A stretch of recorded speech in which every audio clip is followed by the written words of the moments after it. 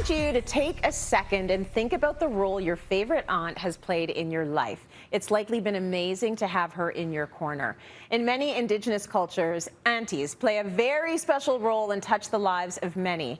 June is, of course, Indigenous History Month, and here to speak about the love and the legacy of Indigenous aunties is Geraldine King, a mother, a writer, and professor at Carleton University. I'm so excited for this topic. So, Geraldine, the title of auntie holds more meaning than just being your mom or dad's sister.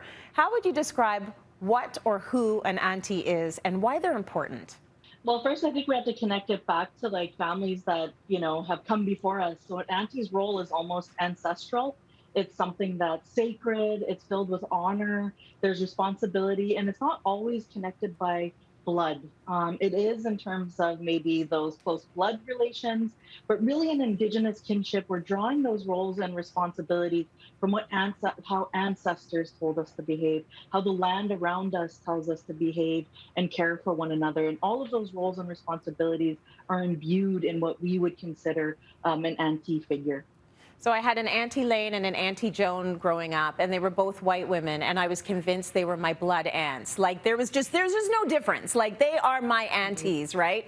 So talk a little bit about what Indigenous family or kinship structures look like and how it might differ from the nuclear family many non-Indigenous people are familiar with. What place do aunties have in that structure?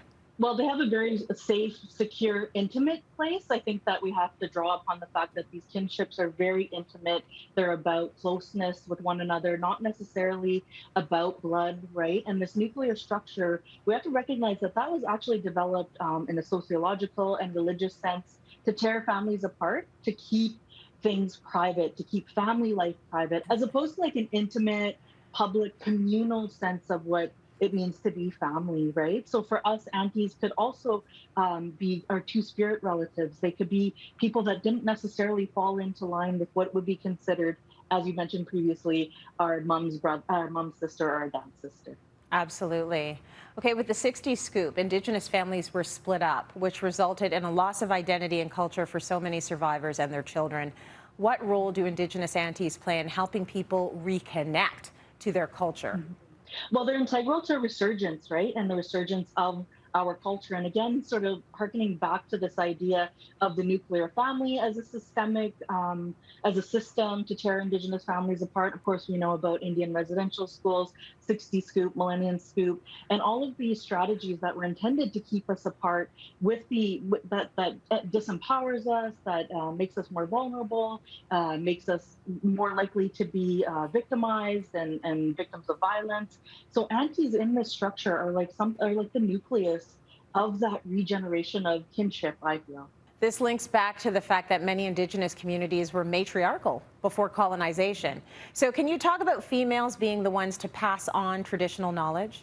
Yeah, absolutely. I think, that this matrilineal or matriarchal societies that empowered women, it's important to acknowledge that it wasn't just women with, for instance, that were capable of reproduction, right? It wasn't just women who were born with certain body parts. It was women who were recognized as women. So again, talking about folks who maybe had a role that wasn't childbearing, those would still be, powerful parts and sacred and honored parts of this matrilineal society. This would be our trans relatives. This would be our two-spirit and queer aunties, right? So I think that in this role and the way that matrilineal societies work, even though the word itself, matrilineal, can suggest a dichotomy or a binary, really it was this loving care and acceptance and honoring of the gifts that people brought that fell into what aunties and mothers and matrilineal people would do within our societies. See, I appreciate that nuance because you've opened it up, outside of the binary. And I think people think aunt and they think woman. And the way that you've just described that, you just see community. That's what it's about. It's about community, and community should raise kids, right? That's how it used to be. So tell us about an important auntie moment in your life. I have a lot of aunties, and we describe them as deadly. But I'll save those stories for another time, a podcast. But I think I'm an auntie myself. I have a lot of friends that are aunties to my children, and I have people that are blood aunties to my children, right? So there's all of this community kind of support.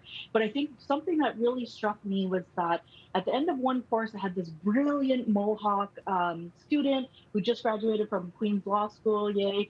But anyhow, she, in the, when you give an evaluation, it's always like, this was the best course I took in my whole life, and this was the worst course I took in my whole life. It's always like that. But she referred to me as an academic auntie. And it really, like, I'm kind of tearing up even right now. It's because it was like, wow, that loving care and concern, that support, that transmission of culture, that like non-blood kind of communal care was imbued upon this student in an institutional sense. So it really reminded me of my role that goes beyond even these characters and people that are within my close life. I have to be responsible and honor that I have to carry myself as an auntie in all spaces. And here I was honored. That was the best class evaluation I ever got, to this day. That is Being the referred to as best an academic evaluation. auntie. Yeah, absolutely. That is beautiful, because what they're saying is, even in this, potentially cold institutional space, Absolutely. you were able to hold that space for them as a caring person who is transmitting culture to them. Like, that's beautiful. That gave me shivers. That's a lovely thing. Lovely. I hope she watches this and sees that acknowledgement, because it really was the highlight of my career. Absolutely. So, Geraldine, how can women or girls who aren't technically aunties, or anyone really for that matter, who aren't technically aunties, move into that supportive role, even if metaphorical?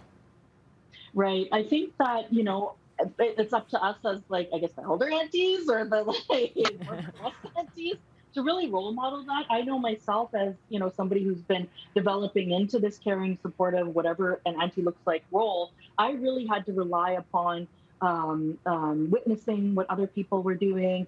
I had to rely upon making connections and really almost being vulnerable too, because this process of like reconnecting through kinship practices, it's a very nuanced and complex thing, of course, because of the violences and systemic tensions and pressures that we face, right? So this relationship building, this new world building can be very fraught with emotions and hardships. So I think really the first step is that the elder aunties have to make this a welcoming space, and not that it isn't.